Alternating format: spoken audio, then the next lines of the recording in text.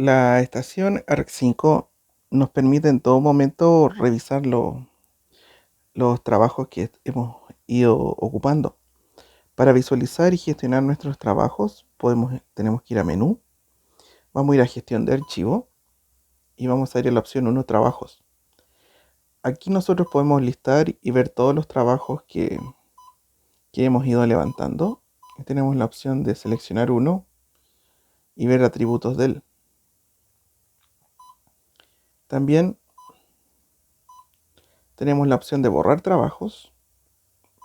Nos posicionamos sobre por ejemplo, queremos borrar prueba. Presionamos borrar, nos pregunta OK. O también hay trabajos que podríamos renombrar en vez de test. Quiero que se llame test 2. Enter. Listo. Y así podemos gestionar nuestros trabajos. Así que con esta herramienta de gestión de archivos y trabajos podemos renombrar nuestros proyectos o borrar trabajos.